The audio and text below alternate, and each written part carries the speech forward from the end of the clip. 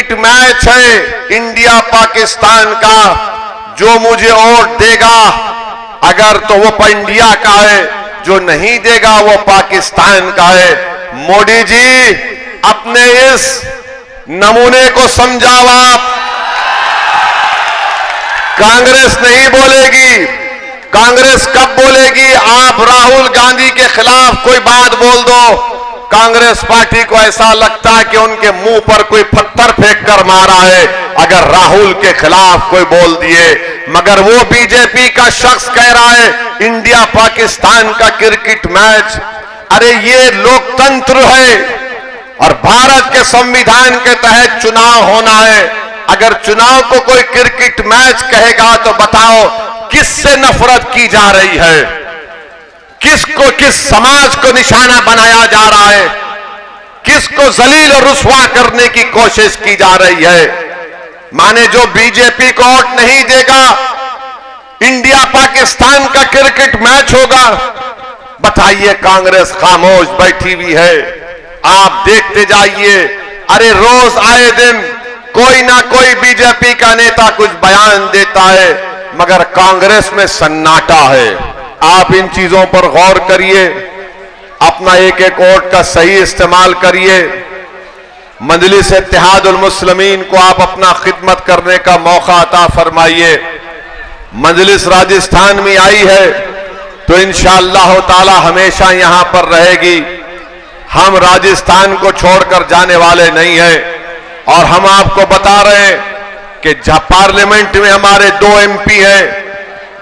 नरेंद्र मोदी की सरकार जो कोई भी कानून लेकर आती है पार्लियामेंट में, आप पार्लियामेंट का रिकॉर्ड उठाकर देख लीजिए कि मजलिस मोदी के खिलाफ, उस कानून के खिलाफ सबसे ज्यादा बोलने वाली है। आप जानते हैं कि CAA का, NRC का कानून नरेंद्र मोदी ने पार्लियामेंट में लाया। कांग्रेस के भी MP थे, दूसरी पार्टीज के भी MP थे, मगर सबसे पहले उस कानून के खिलाफ अगर किसी ने अपनी तकरीर में कहा मोदी के 300 MPs के सामने, तो मैंने उठकर कहा कि मोदी सरकार इसको कि ये काला कानून ला रही है, ये काला कानून भारत के संविधान के खिलाफ है। और मैंने मोदी की आंखों में आंखें डालकर अमित शाह के सामने कहा मैं इस कानून को फाड़ता हूं, मैं इसको नहीं मानता हूं। ट्रिपल तलाक का कानून लाया गया। बताओ किसने ट्रिपल तलाक कानून की दलाइल के साथ उसकी मुखालिफत की? 3 मर्तबा ट्रिपल तलाक का कानून लाया गया, मजलिस इत्तेहादुल मुस्लिमीन ने उसकी मुखालिफत की। हर कानून जो पार्लियामेंट में आता है हम उसका दलीलों के साथ बीजेपी के गलतियों को दिखाते हैं। ये कांग्रेस वो पार्टी है, जब नरेंद्र मोदी की सरकार ने एक कानून को लाया, UAPA का कानून, उस कानून में कांग्रेस ने बीजेपी का साथ दिया। आज वो कानून की बिना पर भारत की जेलों में हमारे नौजवान सड़ रहे हैं, 4-4, 3-3 साल से जेल में सड़ रहे हैं। पूछो इन कांग्रेस पार्टी के लोगों से कि तुमने अमित शाह के लाए हुए कानून का साथ क्यों दिया? अरे तुम असदुद्दीन ओवैसी को गाली देते हो, मगर तुमने यह कानून लाया। बीजेपी तो भारत की राजनीति से मुस्लिम समाज को बिल्कुल गायब कर चुकी है, मगर कांग्रेस पार्टी भी खामोश बैठकर देखती है।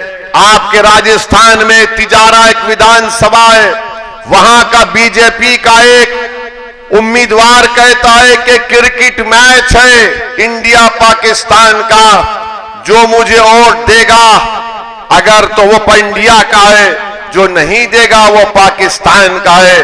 मोदी जी अपने इस नमूने को समझाओ आप। कांग्रेस नहीं बोलेगी।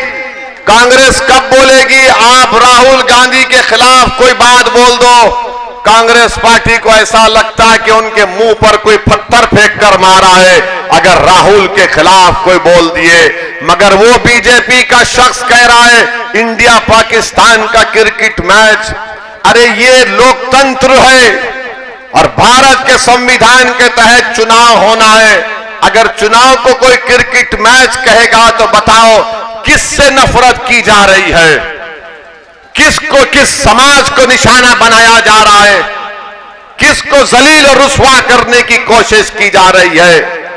माने जो बीजेपी को वोट नहीं देगा, इंडिया पाकिस्तान का क्रिकेट मैच होगा। बताइए, कांग्रेस खामोश बैठी हुई है, आप देखते जाइए। अरे रोज आए दिन कोई ना कोई बीजेपी का नेता कुछ बयान देता है, मगर कांग्रेस में सन्नाटा है, कांग्रेस में सन्नाटा है। अगर आपको मुझे बताया गया कि किसी ने जाकर एक कांग्रेस के बड़े नेता से कहा कि देखो ये इस तरह के अनाप शनाप बातें बक रहे हमारे बारे में, आप कुछ तो बोलो, तो उस कांग्रेस के नेता ने कहा कि मियां अब जाके सो जाओ, सब सुन लो, 25 तारीख के दिन नहा धोकर नए कपड़े पहनकर आकर हमको वोट दे दो। ये हम करेंगे, यानी कोई हमको गाली देगा, हमको रुस्वा करने की कोशिश करेगा, तुम मुंह नहीं खोलोगे। इंडिया पाकिस्तान का मैच कहता है, और एक बीजेपी का एक नेता, उसका नाम क्या है, संदीप दाइमा, उसने कहा कि मस्जिद, मदरसा और गुरुद्वारा को बर्बाद करना चाहिए। मैं सलाम करता हूं हमारे भारत के सिखों को कि उन्होंने इसके इस अनाप शनाप बकवास के खिलाफ आवाज उठाई। पंजाब के सिखों ने एहतजाज किया तो बीजेपी ने इस संदीप दाइमा को अपनी पार्टी से निकाल दिया, और उसने अपने बयान में क्या कहा कि मेरे मुंह से गलती से निकल गया गुरुद्वारा। तो बताओ मोदी जी, क्या मदरसे और मस्जिद को कोई बर्बाद करेगा? गुरुद्वारा पे तो हाँ उसने कह दिया, आपने उसको निकाल दिया, तो फिर मस्जिद मदरसे का क्या होगा? क्या कांग्रेस पार्टी ने उस पर कुछ कहा? कुछ नहीं कहा, क्योंकि कांग्रेस पार्टी जानती है कि मियां कहां जाएगा हमको छोड़कर। कांग्रेस पार्टी जानती है कि मियां नहीं जाएगा हमको छोड़कर। कांग्रेस पार्टी अब ये भूल चुकी है कि मियां को समझाने के लिए एक और मियां शेरवानी पहन के आया है। अब वो गया जमाना कांग्रेस पार्टी के तुम जो चाहे करो, हम सुनते जाएंगे। नहीं कांग्रेस पार्टी वालों, मोदी जी याद रखिए, अगर आपके नमूनों में जबान 1 इंच की है तो मेरी जबान बहुत लंबी है, बहुत बोल सकता हूं मैं इतना बोल सकता हूं मोदी जी कि तुम भी मेरी जबान का मुकाबला नहीं कर पाओगे।